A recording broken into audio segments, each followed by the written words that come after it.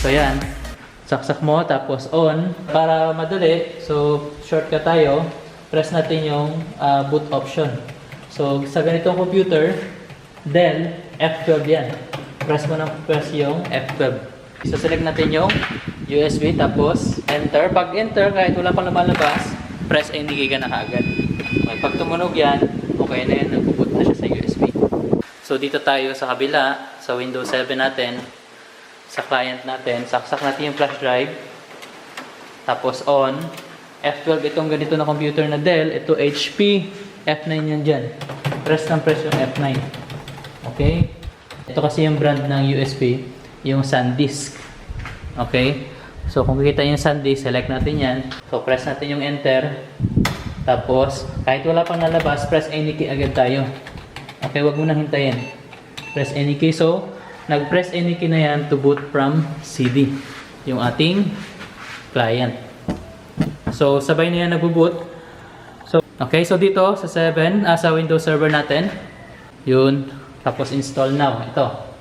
So, install now. So, pindutin mo dapat yung Windows Server standard sa pinakataas. Tapos, next. Accept mo. Click mo yung I accept. Tapos, next. Tapos, hindi tayo mag-upgrade. Punta tayo sa custom.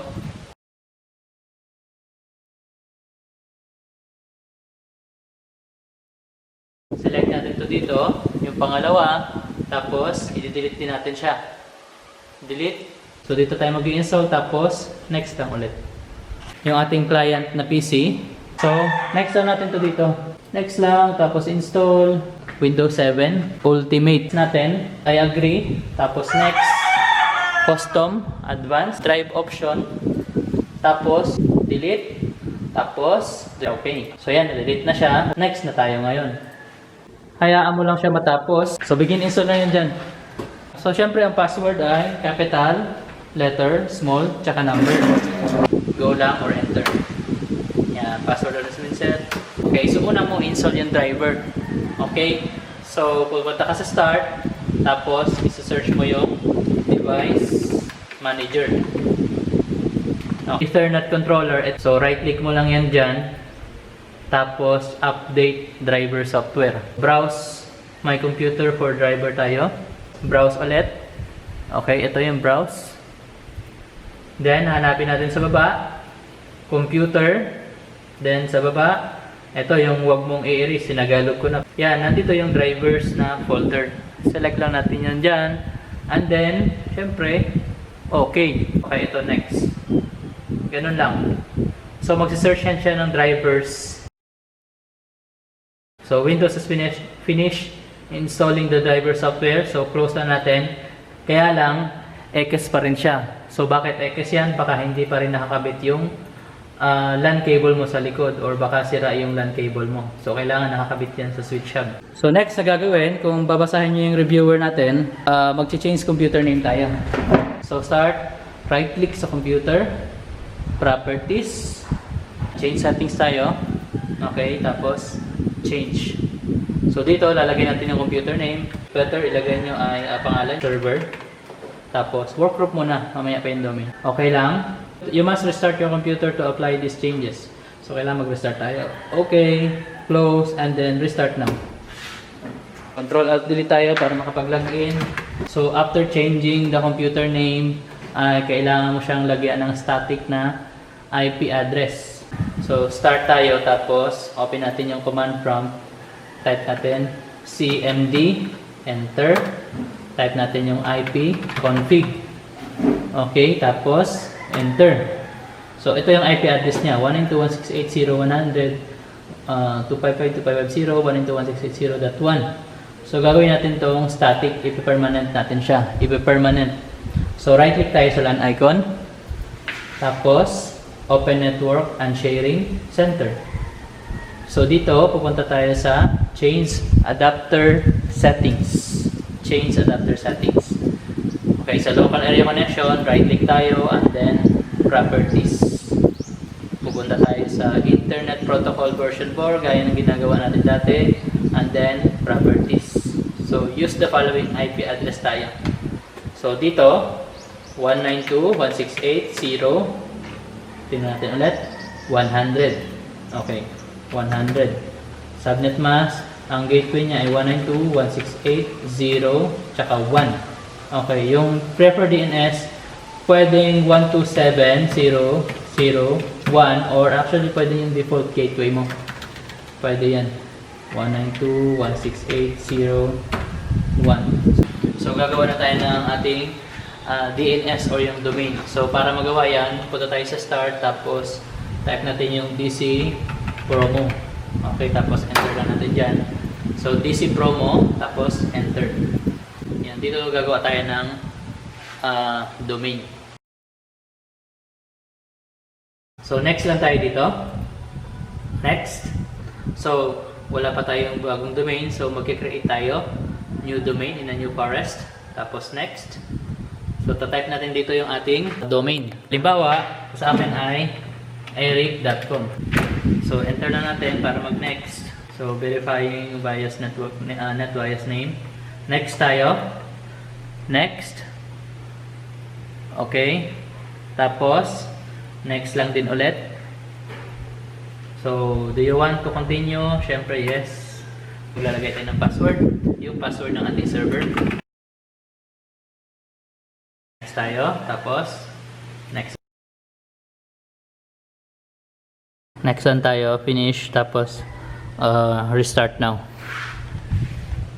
So ito, hindi pa halos na-configure. Kakatapos lang mag-reformat ng Windows 7 natin na client. Okay, ito. Type lang natin yung pangalan ito. Or Eric lang. Pwede rin, next. Walang password muna. So dito tayo maglalagay ng password. So next lang tayo. Ask me later. Yung time zone, yung pinakamalapit na time zone sa atin ay yung Beijing. Chongqing, Hong Kong. Okay, tapos next lang. Okay, dito. Wala pa siyang driver. So, unahin install natin yung driver. Start tayo. Ganun lang din sa ginawa natin sa kabila. Device Manager. So, tapos ito, enter lang or select natin yung Device Manager. Basta X yan, walang driver yan. Okay. Right click. Update driver. Sa right click sa Ethernet controller, update driver. Browse tayo ulit. Then browse. Then sa baba, hanapin natin sa computer. Sa baba, sa do not delete. Okay, ito. Ito yung mention niya case. Nawawala yung do not delete. Hindi naman siya na-erase pero nawala. Ang reason niya, nawalan siya ng drive letter assignment. So, punta tayo sa start. Okay, search natin yung hard disk. Search natin. So, type mo lang yung hard disk, lalabas yan yung create and format hard disk partitions. Click natin yan. Right click dito sa do not delete. Change drive letter. Ano so, wala siyang drive letter. Mag-add tayo. Okay, add. So, ito yung mga options na letters na pwede mong gamitin. F, G, H, I. So, yung default na lang, pili ko yung F, tapos okay. So, yun. May drive letter na siya na letter F. Close natin to.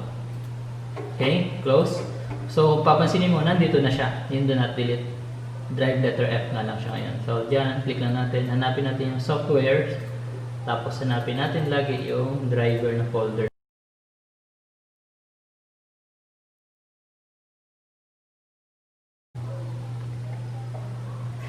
So, na-install na yung ating LAN driver. So, gagawin natin ay i-remember na natin siya sa domain. Right-click natin dito. Tapos, Open Network and Sharing Center. Okay? So, change adapter settings. So, lagi tayong pupunta dito. Right-click sa local area connection. Tapos, properties. And then, sa Internet Protocol version 4. Properties. Dito, hindi na tayo maglalagay ng IP address. Gagawin natin siyang dynamic. Pero, importante itong use the following DNS server. Dito kadalasan nagkakamali. Sa DNS server, ilalagay mo dyan yung IP address ng Windows server mo, yung ating server PC. Tatype natin yung 192.168.0. So ngayon, kapag hindi ka sigurado kung ano yon, okay? So, pwede mong puntahan mismo sa server PC mo. Okay? Punta ka sa server PC mo, ito dito. So, tapos, itatype natin yung search natin yung CMD, enter. type natin dyan yung IP config. Okay, IP config, tapos enter. So, ano yung IP address ng server natin? Nandiyan nakalagay yung IPv4, IPv4 ay 192.168.0.100. So, yun ang ilalagay natin sa preferred DNS. Tandaan, dito halos lahat nagkakamali. Kaya, hindi sila makapag-connect sa kanilang domain. So, 192.168.0.100 192.168.0.100. Tapos, okay natin. Tapos, close. So, okay na yan. Ngayon, i-member natin sa domain. Start. Tapos, right-click sa computer. Properties. Okay. So, dito, scroll natin sa baba. So, work group pa rin siya. Work group. Papalitan natin ng domain. Change settings, tapos change. Okay, yan, change. So dito ilalagay natin yung domain. Okay, ano ba yung domain? Baka nakalimutan mo, ikaw yung gumawa, nakalimutan mo. So dito ka pupunta sa server, di ba? Eric.com yon. Start, right click sa computer, and then properties.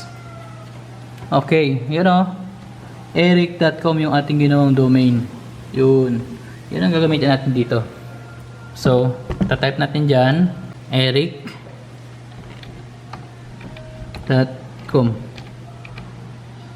Parang small letter. Pwedeng capital. Okay natin. So, usually magkoconnect agad yan. Yun. Type lang natin yung password natin tsaka yung username. Administrator. Tapos password natin, syempre, yung password natin na okay lang. Okay natin dito. Okay. Tapos okay ulit. Tapos close natin. Restart now. Yun, ganun lang. So magre-restart na yan. Ngayon dito, ito yung sunod na gagawin natin sa server. Right click lang tayo sa desktop, tapos new, and then folder. Okay, gagawa tayo ng ating home folder dito. So, kahit anong pangalan, pero ako lalagay natin ay home space folder.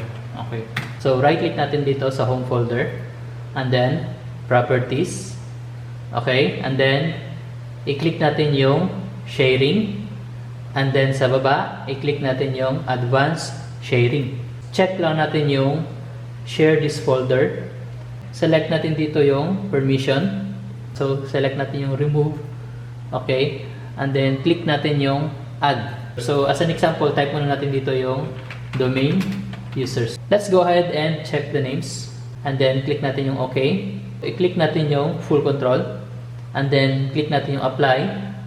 Okay, so i-click ulit natin dito yung apply, tapos okay. So i-highlight natin dito yung ating network pa. Okay, tapos right click natin sa mouse, and then copy. Okay, so nakapagawa na tayo ng home folder. Ngayon naman ay gagawa na tayo ng ating domain users. So, click natin dito yung start, and then administrative tools, and then hanapin natin yung Active Directory users and computers. So, i-click mo lang dito sa parang plus icon na ito. Right click, new, and then user. So, yung first user ay itatype natin. Pwedeng pangalan nyo rin. Okay? Halimbawa, Eric. Okay. Pwedeng merong last name, pwedeng wala. So, hindi ko muna lalagyan. So, ilalagay ko na user logon name niya ay, let's say, Eric1. Then, click natin yung next. 1, 2, 3, 4. So, yung talagay ko lang yung password ko. Click na lang itong password never expires. So, para hindi mag-expire yung password natin. And then, click natin yung okay. So, basically, na-uncheck na rin ito. So, next tayo. Okay, and then finish.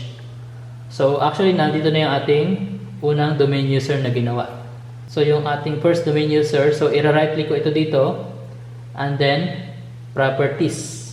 Profile. Ito, profile. Ang gagawin natin ay magko-connect tayo. Click lang natin dito. So, kahit saan dyan. So, pipiliin natin yung pinakadulo, yung Z. So, right click and then paste. And then, doon sa pinakadulo, click natin dyan sa pinakadulo. So mag-a-add tayo ng backslash percent username percent.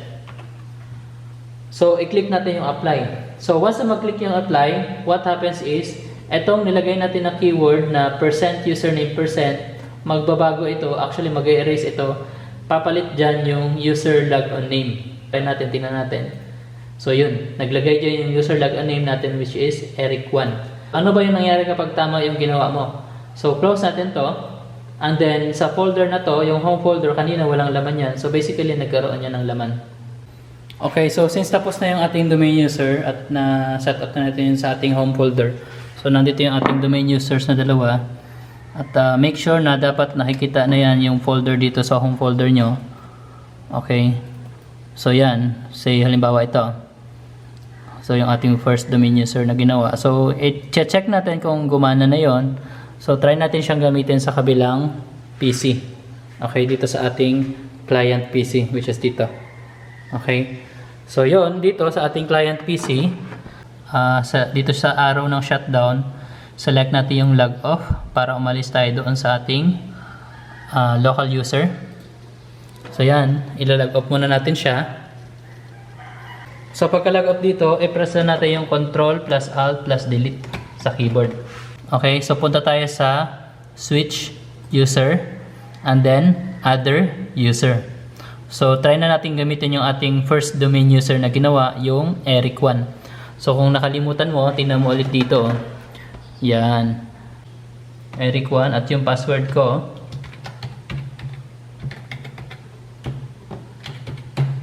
Tapos, select natin itong go or enter.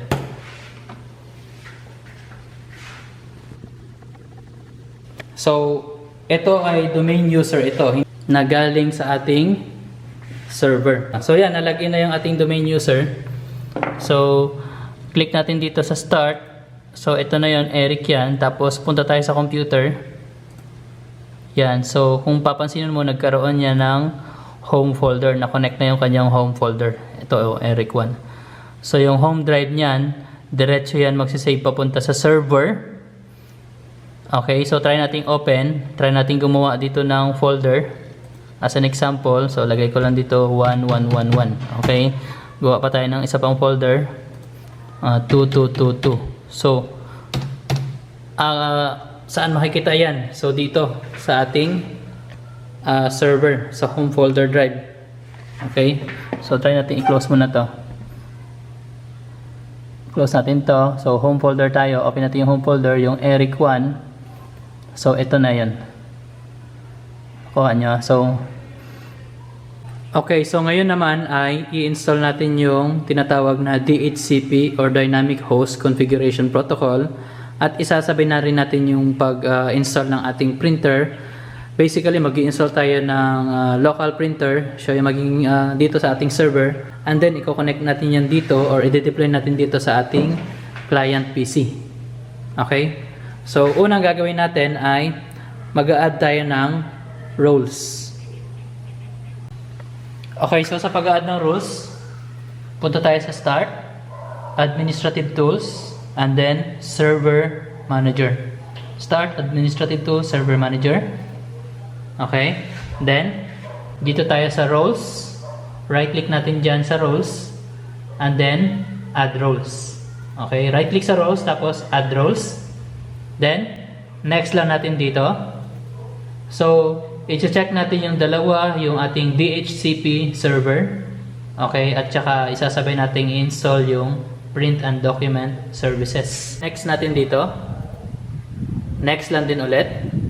So, ito yung ating server 192.168.0.100. Next lang din ulit. So, prepare DNS. Okay lang yung loopback na 127.0.0.1. Next ulit tayo. So, next lang din ulit. So, dito, kasi nag-install tayo ng DHCP, mag-a-add tayo ng range. Okay, so click natin yung add.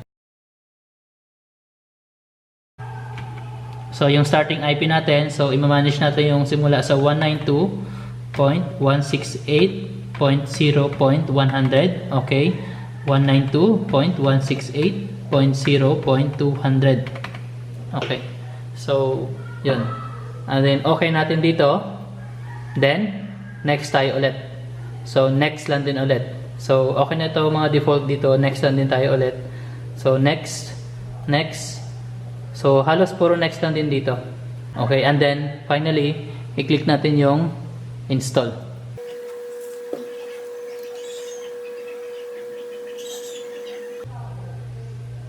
Okay, and then close na natin. Then, close ulit.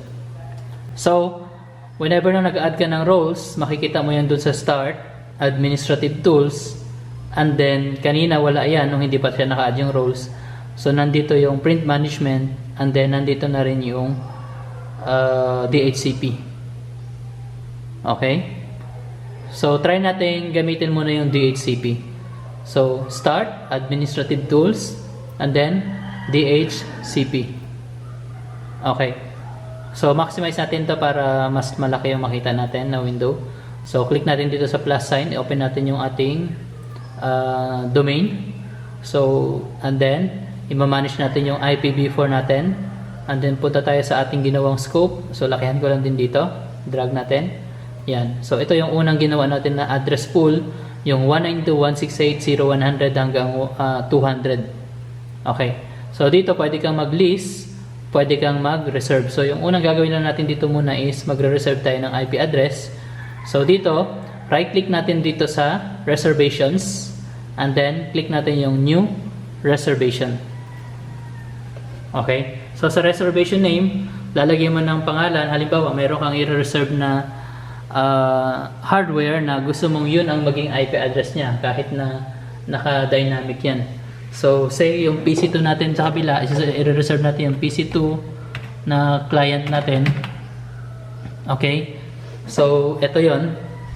So, i-reserve natin yung kanyang IP address. Okay? So, halimbawa, ilalagay natin na IP address niya ay 192.168.0.1 as an example, 150. And then, yung MAC address niya. So, para makuha yung MAC address, punta tayo sa kabilang PC. Okay. Then, punta tayo sa start. At, open natin yung command prompt, CMD, yung shortcut. Enter natin. So, type mo dito yung get.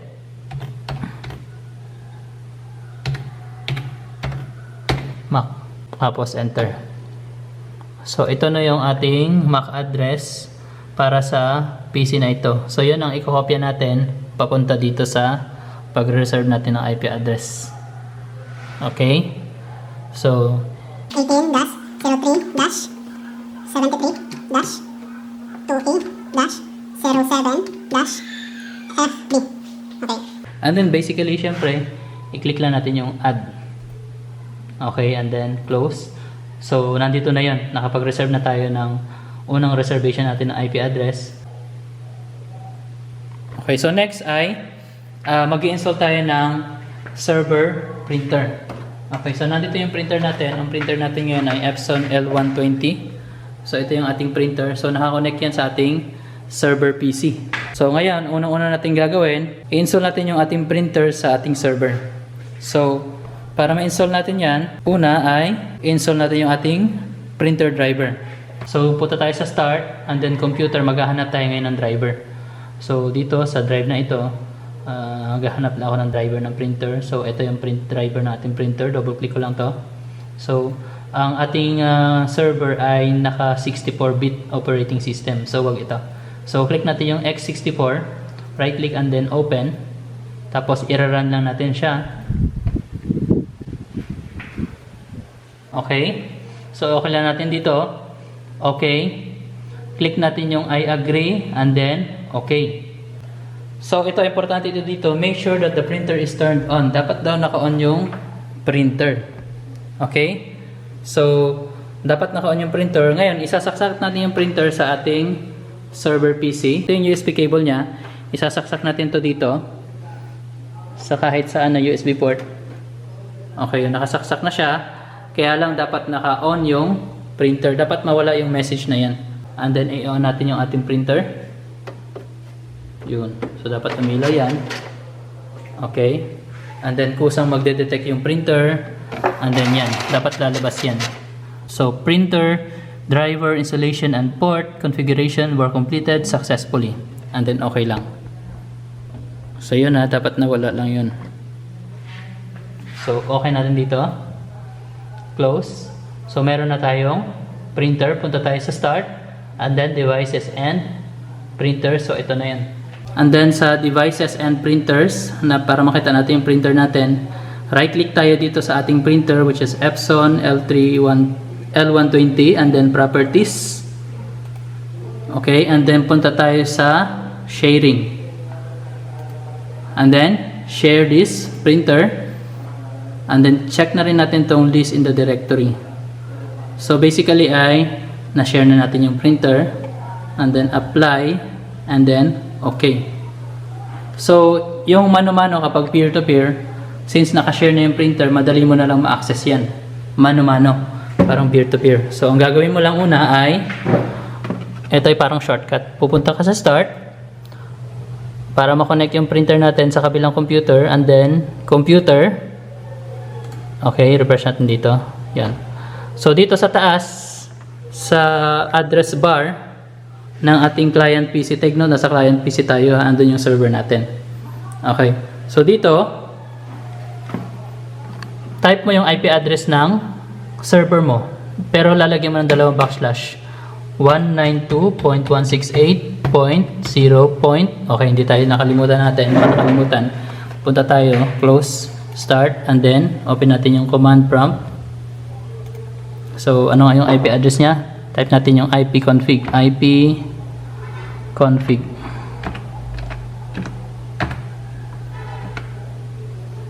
Yan, tapos enter. So 192.168.0.100 yung IP ng ating server na computer. Siya yung may hawak ng printer. So ngayon, kung gusto mong imano-manong connect, peer-to-peer setup, so punta ka lang sa start dito, and then computer. Then sa taas, itatype mo yung IP address niya, 192.168.0.100. Okay, yung IPv4. So type natin dito, 100. And then enter. Okay, mali pala. 192.168.0.100. And then enter natin. So yan. So, yan, nakikita mo na yung Epson L120. Basically, i-right click mo lang yan siya. And then, connect. So, yan, connecting na siya.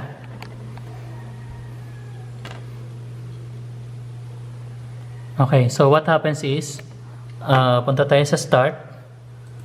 And then, devices and printers. So, meron na rin printer itong ating client PC.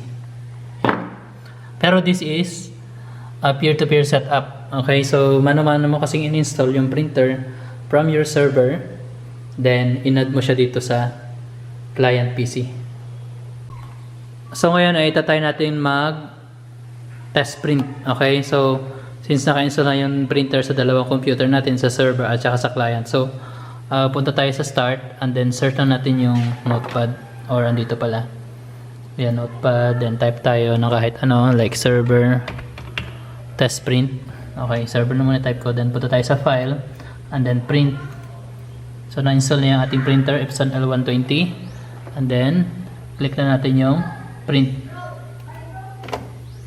Yan. So yun, nagpiprint na siya. So ngayon try natin mag-print sa, ito walang ink. Okay, try natin mag-print sa client PC. So wala siyang printer, pero nakikigamit siya or nakakonect siya sa ating printer ng server. Start tayo, tapos open din natin yung notepad. Okay, notepad, then client print.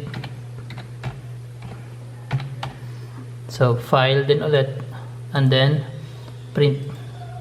Okay, so yan. Dito yung option na print. Click natin yung print. So yan, accept lang natin. So nagpiprint na rin siya. So So next naman na gagawin natin ay yung tinatawag natin na remote desktop connections. Basically what this means is pwede mong i-control remotely yung isang particular computer over your network. Okay? So halimbawa itong ating client PC na ito, so gusto natin siyang i-remote gamit sa server. So unang-una kailangan naka-allow yung remote desktop connection doon sa gusto mong i-remote na computer. So punta tayo sa start. Okay, and then right click natin sa computer, tapos properties. Okay, then doon tayo sa remote settings. Okay, so naka-domain user pa kasi ito kaya ita-type ko lang yung ating credential. Administrator.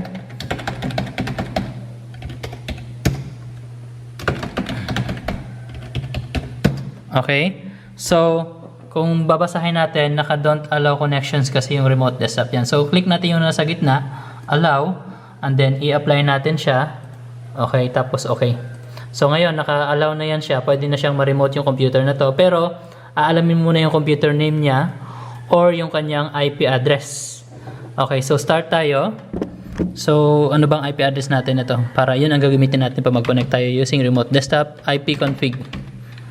So, yung IP address nitong computer na to ay 192.168.0.102. Yun ang gagamitin natin pag pupunta tayo sa computer na kung saan doon tayo magre-remote. So start tayo, search ko lang dito yung remote desktop connection. Type ko remote. Okay, so tinype ko lang yung remote. Then ito yung lumabas. So remote desktop connection. So select natin yan. Okay, so type mo lang yung IP address na gusto mong i-remotely connect. So halimbawa itong computer na to 192.168.0.102. So ita-type natin dito 192.168.0.102 and then connect tayo. Yan. So ano ba yung username noon at password? So for now ita-type ko lang muna yung admin account para mas mabilis natin ma-remote. Administrator. Then yung password.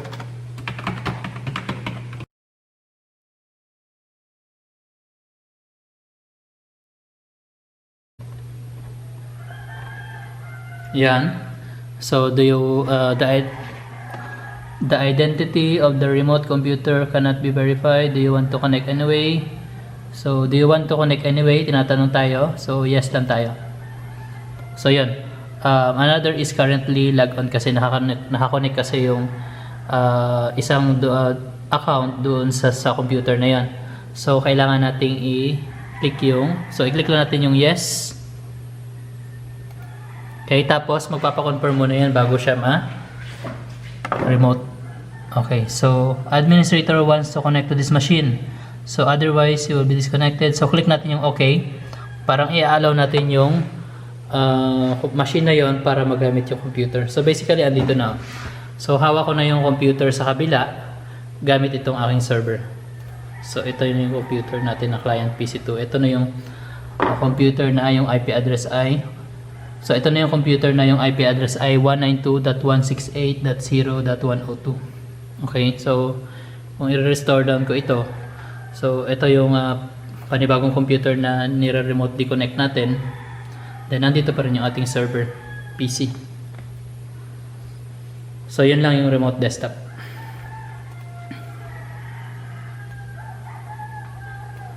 Close natin to. Okay.